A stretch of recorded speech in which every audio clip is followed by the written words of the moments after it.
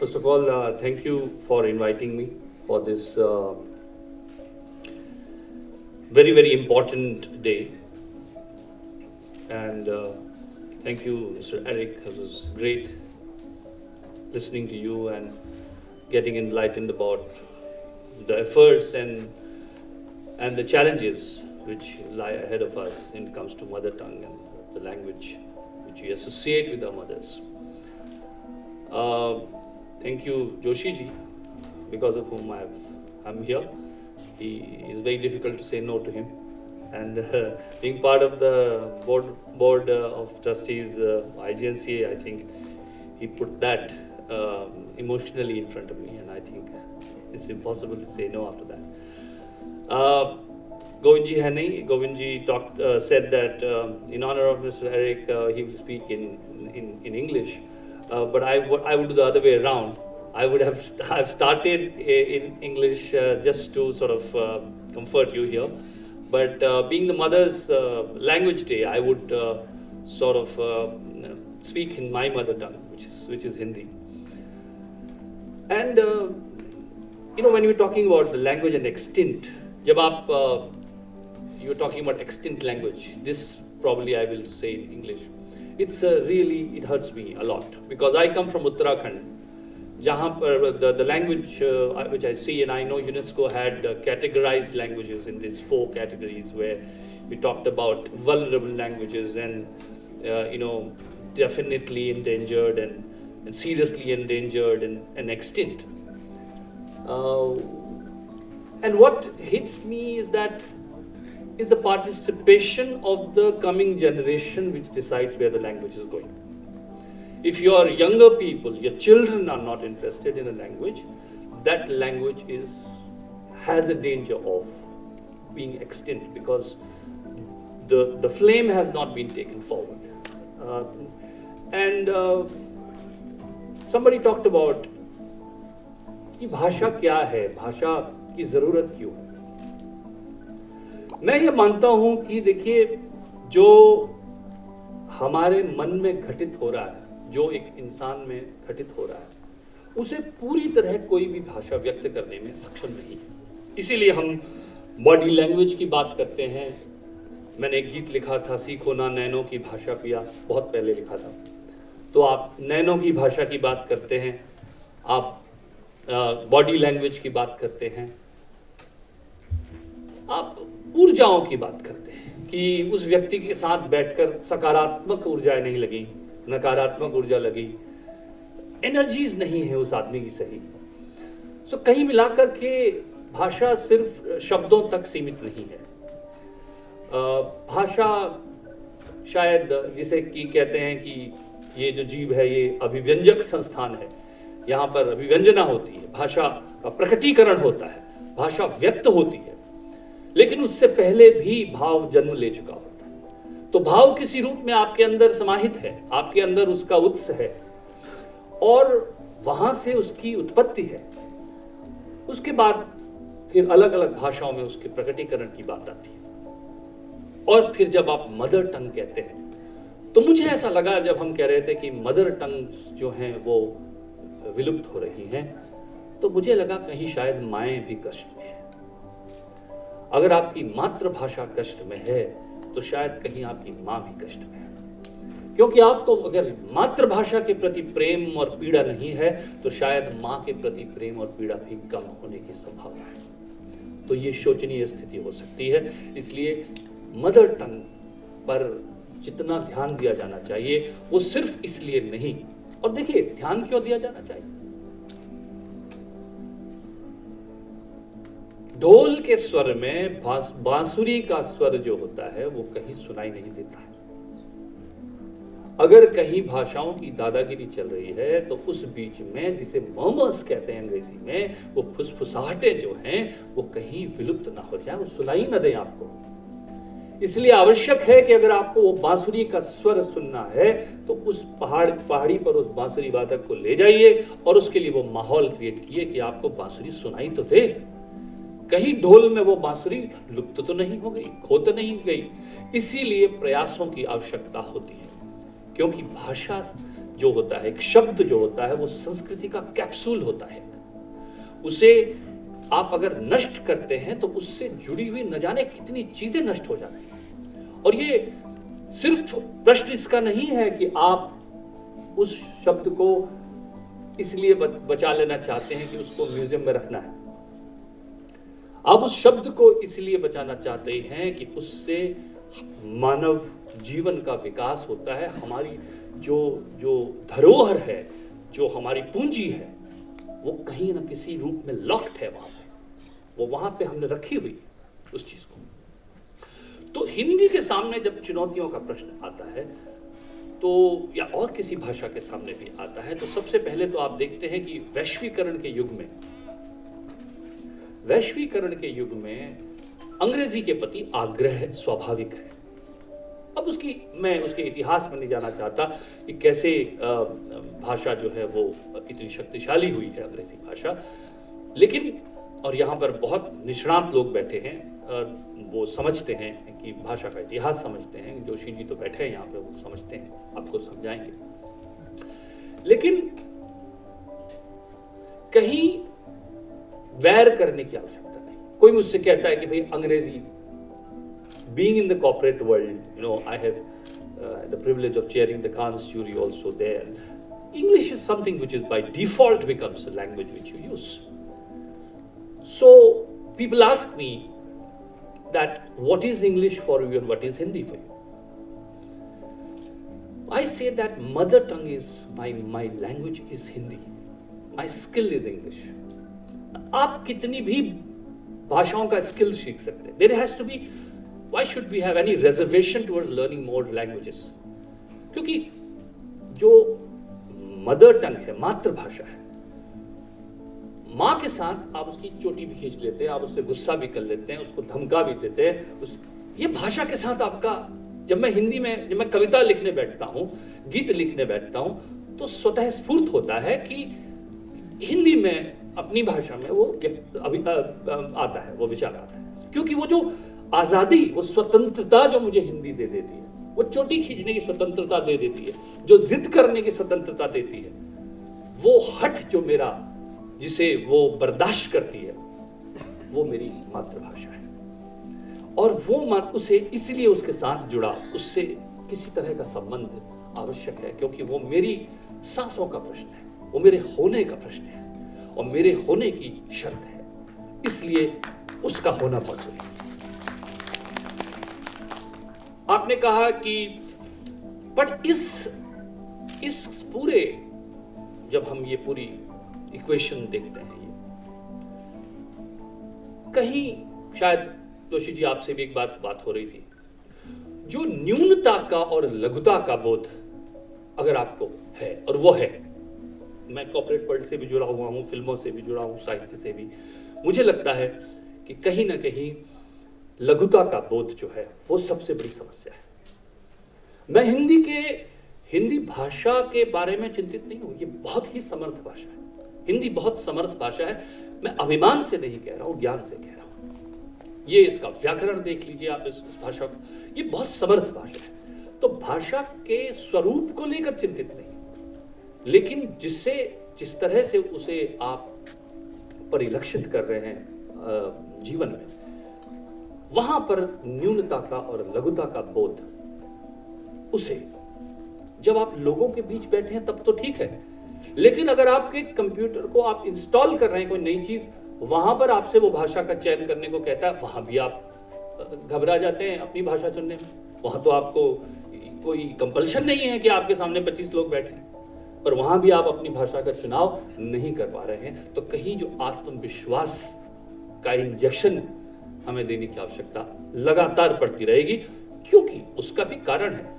लोगों को ब्लेम करने की जरूरत नहीं है। देखिए, रोजगार से जुड़ी हुई समस्याएं हैं, उसके वैश्वीकरण में तो ऐसा होता ही है कि आपको कई बार लगे कि क्या मेरी भाषा को समझेगा नहीं, वो ठीक है। लेकिन जहां समझी जा रही है, जहां बोलने की स्वतंत्रता है, जहां बोलने की सुविधा है, वहां भी आप हिंदी भाषा का प्रयोग नहीं कर रहे हैं, तो वो बहुत बाय डिफॉल्ट चले जाना और सुविधा से देखिए, ये जो बाइलिंगुअल एग्जिस्टेंस है ना, इसको भी थोड़ा समझने की आवश्यकता है। बाइलिंगुअल एग्जिस्टेंस में धीरे धीरे एक भाषा दूसरे से छोटी हो जाती है, किसी न किसी तरह से। आप देखेंगे, उसका इतिहास जाकर देख लीजिए। Gradual extension versus sudden extension, दोनों पॉसिबल है। Sudden extinction happens because of certain historical interventions, certain calamity, but the gradual extinction has a lot to do with the confidence with the hierarchy, and this hierarchy needs to be watched very carefully. And जैसा कि मैंने कहा कि जीवन इतना सुंदर नहीं रहेगा अगर भाषाएं इतनी हमारे सामने नहीं होंगी। उनका जो चलन होता है, उनमें जो मैंने गीत लिखा था, तू धूप है झम से बिखर, तू है नदी ओ बेखबर, उड़ चल कहीं बह चल कहीं, तेरी तो मंजिल है वही। अब ये झम से बिखर नहीं लिखा था मैंने, लिखा था झम से बिखर। और जो उत्तराखंड के लोगों में जानते हैं, जब वहां धूप आती है तो लोग कहते हैं झम से धूप आई है। और वो झम शब्द का प्रयोग मेरे पास वो शब्दावली में था, क्योंकि मैंने कहीं ना कहीं उसे अंदर अपने संग्रह उसका रखा था और उस जीवन से मैं जुड़ा हुआ था। और मुझे लगा कि धूप जब बिखरेगी तो झम से ही बिखर सकती है, झम से नहीं बिखरेगी। तो कई बार मैं, जब बच्चे इंडियन आइडल्स वगैरह में गाते हैं, मुझे कि मेरा गीत गा रहे हैं, तो मैं कहता हूँ ये छम नहीं है झम है, क्योंकि छम बड़ा स्वाभाविक है कि आप छम समझे उसे, लेकिन वो उत्तराखंड का शब्द है। ऐसे कई शब्दों का प्रयोग मैं करता रहता हूँ। तो ये एक चीज जो मैंने कही। दूसरी चीज जो है हठधर्मिता जो है, उस पर भी मैं एक बात करना चाहता हूं कि जो अति संकीर्ण हो जाते हैं भाषा को लेकर। देखिए, ये सोचने का विषय है कि हमारा शब्दकोश उस गति से नहीं बढ़ रहा है, हिंदी का शब्दकोश, और कई और भाषाओं के बारे में बात कही जा सकती है, क्योंकि जो आदान प्रदान होना चाहिए, क्रॉस फर्टिलाइजेशन ऑफ लैंग्वेजेस, ये कि आप किसी और भाषा का शब्द लेने से बहुत परहेज करें। मैं ये नहीं कह रहा हूं, देखिए अगर एसएमएस शब्द आ जाता है हमारे हिंदी भाषा में, मैं उसका स्वागत करूंगा। हाँ, मैं उस एसएमएस शब्द का स्वागत नहीं करूंगा जो संदेश शब्द की हत्या करके आए। वो संदेश शब्द के साथ रहे, मुझे स्वीकार्य है और मैं उसका स्वागत करता हूं, पर वो संदेश की हत्या नहीं करेगा, क्योंकि संदेशे आते हैं तो संदेशे ही आते हैं, एसएमएस नहीं आते। ये एक चीज जो हमें करनी पड़ेगी। और क्षेत्रीय भाषाएं जो हमारी हैं, हमारे दक्षिण की भाषाएं हैं, हमारे देश में इतनी सारी भाषाएं हैं, मुझे लगता है उस पर भी काम करना कि उन भाषाओं के शब्द जो हैं हिंदी भाषा में आए और वाइस वर्सा, क्योंकि कहीं ना कहीं हम लोगों की आत्माएं तो जुड़ी हुई है। भाषा का जो कंस्ट्रक्ट है वो कल्चरल कंस्ट्रक्ट कहीं जाकर, देखिए हमारी भाषाओं में स्पिरिचुअलिटी है, अध्यात्म है, कहीं ना कहीं अध्यात्म है, वो परिलक्षित होता ही है। वो उसके व्याकरण में, उसकी कहने में, जितनी साफ साफ बात आप कहते हैं वो साफ साफ कहने में। कोई एक एंटरप्रेन्योर थे, उनका मैं सुन रहा था, बड़े उसमें वो कह रहे थे कि मैं अगर हिंदी भाषा में जब डील करता हूं तो मुझे बड़ा सरल लगता है, क्योंकि मुझे बता देता है कि अरे फलाना साहब आपसे ये कह रहा, वो आपसे कहता है तो मुझे लगता है कि अरे इज्जत कर रहा है। अंग्रेजी में वो बार बार यू कहता है तो मुझे समझ में नहीं आता कि इज्जत कर रहा है कि नहीं कर रहा है। पर आप कहते ही, तो अगर तुम कहने लगता और तू अगर कह दिया उसने, तो मुझे लगता है कि ये मेरी इज्जत नहीं कर रहा, मुझे कम उम्र का समझ रहा है। तो देयर इज कोई पारदर्शिता है भाषा के अंदर, रीढ़ है भाषा के अंदर। आप देखिए हिंदी भाषा में रीढ़ है, बात को जो कह रही है, जो उच्चारण किया जा रहा है, वो लिखा जा रहा है, उसमें एक पारदर्शिता है, एक रीढ़ है। और इसीलिए अब देखिए क्रांति की रचनाएं जब हिंदी में लिखी जाती हैं तो उनमें ऐसा लगता है कि हैं, कहीं पैनापन है, पर्ची भाले, एक कुछ है, एक रीढ़ है, क्योंकि वो भाषा की रीढ़ है। देखिए वो आप ट्रांसलेशन कर सकते हैं। दर्शन शब्द जो है उसे आप, you can't say philosophy and darshan is the same.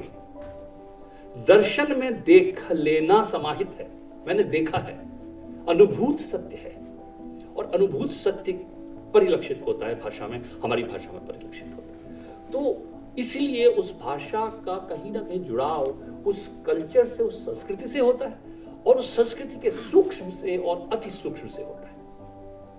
मैंने एक पहली रचना बहुत पुरानी लिखी थी, मैं कभी सुनाता नहीं हूं, कि धरती माता मेरी गति को और चपल कर, धरती माता मेरी गति को और चपल कर, सूक्ष्माति सूक्ष्म कंपन भी तेरा जुड़ जाए मेरी गति में, धरती माता।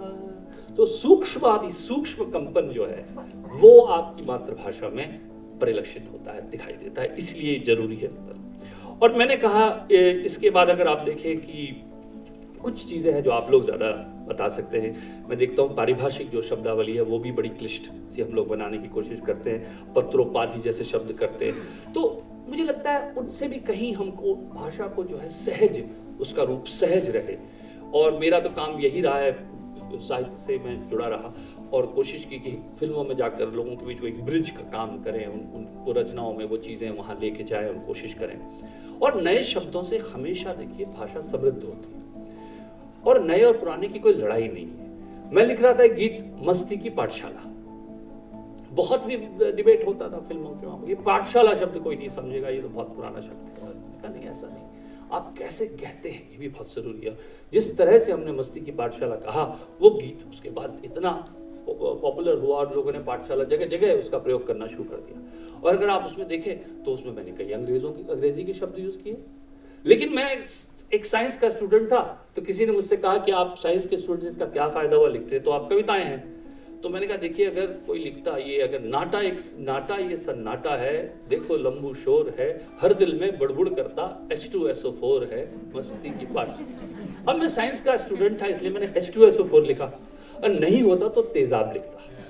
तो लेकिन आप देखिए H2SO4 से परहेज नहीं होना चाहिए, क्योंकि वो जो स्टूडेंट की जो लैंग्वेज है वो उसे वो तेजाब नहीं सुनता है। वो स्कूल में कौन कहता है कि तेजाब डाल दो, भाई अम्ल डालो या एसिड डालो या H2SO4 डालो, तो वो चीज वो उससे क्यों परहेज, वो हमारा होना चाहिए। कुछ चीजें हमारे भाषा के सामने अवसर है, वो क्या है? देखिए, कुछ चीजें स्वतः स्फूर्त हो रही, जैसे कि बाजार की मजबूरी है कि वो हिंदी भाषा का प्रयोग करे, मीडिया की मजबूरी है। आप देखिए मीडिया में टेक्नोलॉजी जो आज आ रही है, डिजिटल मीडिया हो, इलेक्ट्रॉनिक मीडिया हो, प्रिंट मीडिया हो, मजबूरी में ही सही, लेकिन भाषा का वो भी ढूंढ रहे हैं। और इसीलिए मेरे जैसे व्यक्ति को ढूंढकर एडवर्टाइजिंग में लाया गया कि भाई ये व्यक्ति जो है भाषा समझ रहा है, द्विभाषी है, ये he can be a bridge between the people and the lexicon of the board when they are talking about so there is a bridge possible कि इस आदमी को लाया जाए। तो हमारी ज़रूरत महसूस हुई, भाई हम लोगों ने भी अंग्रेजी बाद में सीखी भाई, लेकिन एक ब्रिज की आवश्यकता हो चाहे, पर वो हो रहा है। फिल्मों में मैं देखता हूँ कि हो रहा है कि हिंदी का कंटेंट इतना बढ़ेगा कि भाषा अपने आप बढ़ रही है। ये अपने आप होने वाली चीजें जो है मीडिया में आप देखें। सवाल ये होता है कि क्या ये जो स्वतः होने वाली चीजें हैं, इनमें हमारा रोल क्या है? उन लोगों का जो यहाँ पर चिंतित, भाषा के लिए चिंतित व्यक्ति है, जो लोग जो भाषा के बारे में सोचते हैं, उसके बारे में चिंता करते हैं। देखिए, हमको ये देखना पड़ेगा, ये सब बाजार जो है पूरा, इसकी चेतना कहाँ है, तो नर्व सेंटर कहाँ है। बहुत जरूरी है कि उस पर, और ये जो सामूहिक चेतना है वो कहीं ना कहीं जब भाषा का उपहास होता है और भाषा से खिलवाड़ होता है तो उसे रिजेक्शन का एक सिग्नल भी देती रहे। क्योंकि ऐसा तो नहीं है कि भाषा को जैसे चाहे आप कर लोगे, उसका कोई स्वरूप नहीं है। मैंने कहा कि उसका स्वरूप इतना गहरा है कि उसकी जड़ें तो हमारे देश के अध्यात्म में है, उसकी इतनी गहरी जड़ें। हमारी संस्कृति का जो सूक्ष्म से सूक्ष्म पक्ष है वो उस भाषा का हिस्सा है। और अगर उसके स्वरूप को बिल्कुल ही छोड़ दिया जाए और उस पर कोई चिंता ना की जाए, तो जितना उसको स्वतः बढ़ने देना चाहिए, क्योंकि मैं ये नहीं मानता, पहले भी मैंने कहा कि बांसुरी को सुनने के लिए आपको कोई प्रयास करने पड़ेंगे, बचाने के प्रयास तो करने ही पड़ेंगे। अगर आप कहें कि सब कुछ सर्वाइवल ऑफ द फिटेस्ट है, जैसा कि हमारे यहाँ बाजार की भाषा होती है, स्पेशली बॉलीवुड में ये बहुत कहा जाता है, अरे छोड़िए प्रसून जी, जो बिकता है वो टिकता है। ये this is the language of survival, this is the language of survival of the fittest. If survival of the fittest is such an important thing, तो फिर आपकी मां बीमार होती है तो आप उसको स्पेशलाइज्ड ट्रीटमेंट के लिए क्यों ले जाते हैं? आप एक बीमार को बचाने के लिए औषधि देते हैं कि नहीं? नई टेक्नोलॉजी का प्रयोग करते हैं कि नहीं? नए नए जो अनुसंधान हो रहे हैं उनके प्रयोगों के द्वारा हमने कितनी कितनी बीमारियों से लड़ाई की है, उनसे लोगों को बचाया है, कई बीमारियों को इरेडिकेट किया है। इसका मतलब यह है कि जो मानव सभ्यता है उसमें मानव प्रयास भी अर्थ रखते हैं। तो जो चीज हमारे लिए मायने रखती है, मतलब रखती है, उसे बचाने का प्रयास करना, उसमें कोई किसी लॉ ऑफ नेचर से लड़ाई नहीं है। लॉ ऑफ नेचर ये भी मानता है कि आप लगातार प्रयास करते रहते हैं और उन प्रयासों में एक बड़ा प्रयास होगा भाषाओं के लिए किए गए प्रयास, भाषाओं को के स्वरूप को, उनके अस्तित्व को बचाने के प्रयास। तो इसके बाद मैं इससे ज्यादा कुछ नहीं कहूंगा। कविताओं का आग्रह था तो एक आध कविताएं मैं आपको सुना देता हूं जो आज के एक तो कविता मैं चाहता था कि क्यों जड़ों से, भाषा आपको जड़ों से जोड़ के रखती है, कि उखड़े उखड़े क्यों हो वृक्ष सूख जाओगे, उखड़े उखड़े क्यों हो वृक्ष सूख जाओगे, जितनी गहरी जड़ें तुम्हारी उतने ही तुम्हारी आओगे। धरती के अंतस में जो गहरा उतरेगा, धरती के अंतस में जो गहरा उतरेगा, उसी के नैनों में जीवन का राग दिखेगा। जिन पैरों में मिट्टी होगी धूल सजेगी, उन्हीं के आगे एक दिन सारा विश्व झुकेगा। तने तने से क्यों, तने तने से क्यों हो वृक्ष टूट जाओगे, जितना झुकना तुम सीखोगे उतने ही तुम लहराओगे। उखड़े उखड़े क्यों हो वृक्ष सूख जाओगे। तुम तक पत्थर आते हैं, तुम तक पत्थर आते हैं, सौभाग्य तुम्हारा। तुम कुछ दे सकते हो, ऐसा भाग्य तुम्हारा। तुम तक पत्थर आते हैं, सौभाग्य तुम्हारा। तुम कुछ दे सकते हो, ऐसा भाग्य तुम्हारा। यदि तुम पर यौवन आएगा, पुष्प खिलेंगे, तभी एक दिन महकेगा वैराग्य तुम्हारा। शुष्क शुष्क से क्यों हो, शुष्क शुष्क से क्यों हो वृक्ष मुरझ जाओगे, जितना अश्रु नहाओगे तुम उतने ही खिलते जाओगे। जड़ का होना और जड़ होना अलग है, जड़ का होना और जड़ होना अलग अलग है। जड़ के बिना कहां चेतन तुम हो सकते हो। जड़ का होना और जड़ होना अलग अलग है, जड़ के बिना कहां चेतन तुम हो सकते हो। चुप हो जाना और चुप रहना अलग अलग है, शब्द बिना तुम अर्थहीन हो खो सकते हो। सिमटे सिमटे क्यों हो वृक्ष, सिमटे सिमटे क्यों हो वृक्ष, बिखर जाओगे। ये शाखाएं नृत्य करेंगी हवा से जब तुम बतियाओगे। उखड़े उखड़े क्यों हो वृक्ष सूख जाओगे, जितनी गहरी जड़ें तुम्हारी उतने ही तुम हरियाओगे। अब एक और कविता कि मुझे लगता है कि इस देश की संस्कृति पर, भाषाओं पर हमले हुए, प्रहार हुए, कष्ट सहा, लेकिन मैं उसके बारे में आश्वस्त हूं। और इसी आश्वस्ति, जो मैं आश्वस्त हूं, इसी को मैं कविता में कहता हूं कि सर्प क्यों इतने चकित हो, सर्प क्यों इतने चकित हो, दंश का अभ्यस्त हो।